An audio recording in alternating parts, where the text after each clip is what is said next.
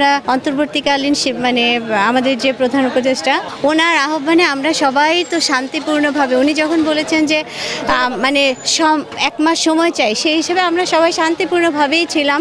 আমাদের দাবি দাওয়াগুলো নিয়ে আমরা পরে এটা আলোচনা করব, এরকমই আমাদের একটা মানে ছিল, মনোবৃত্তি ছিল। হ্যাঁ, মনোবৃত্তি ছিল। কিন্তু মানে এই যে গতকাল যে ব্যাপারটা ঘটেছে, এই যে আমাদের শিক্ষকদের গায়ে যারা হাত তুলেছে, আমরা এটা অত্যন্ত নিন্দনীয় এবং এটার প্রতিবাদে আজকে আমাদের এই মানববন্ধন।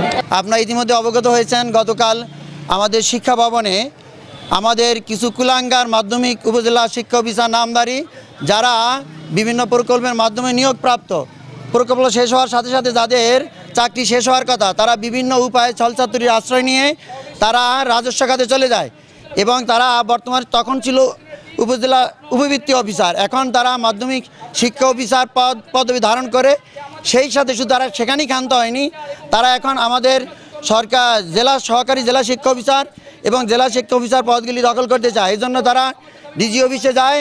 সেখানে তাদের এই আবেদনের প্রেক্ষিতে আমাদের সম্মানিত সহকর্মীবৃন্দ ঢাকার বিভিন্ন স্কুলের সরকারি বিভিন্ন স্কুলের সহকারী শিক্ষক এবং সিনিয়র শিক্ষকবৃন্দ তাদেরকে বাধা দিতে যায় এবং সেখানে তারা যৌক্তিকভাবে বিষয়টি আমাদের ডিজি মহোদয়কে অবগত করতে গেলে সেই কুলাঙ্গার উপজেলা মাধ্যমিক শিক্ষা অফিসার নামধারী এই কুলাঙ্গার দুর্বৃত্তগুলি আমাদের সহকর্মীদের উপর অতর্কিতভাবে হামলা চালায়।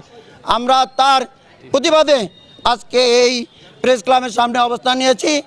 আমাদের একটাই দাবি, সকল প্রকার প্রকল্প থেকে নিয়োগপ্রাপ্ত তাদের নিয়োগ বাতিল করতে হবে, রাজস্বতে নেওয়া সেটাও বাতিল করতে হবে এবং গতকাল আমাদের সহকর্মীর গায়ে যে ঘটনা ঘটেছে তার উপযুক্ত এবং দৃষ্টান্তমূলক শাস্তি চাই।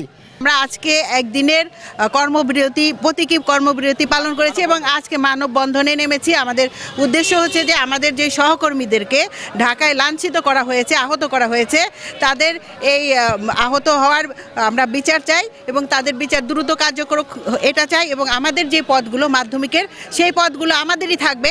এই পদগুলো কোনো প্রকল্প থেকে আসা, পিছন দরজা থেকে আসা বা বিগত সরকারের মদতপুষ্ট হয়ে আসা প্রকল্পের কর্মচারীদের হবে না। এই পদগুলো আমাদেরই থাকবে, এটাই আমাদের দাবি।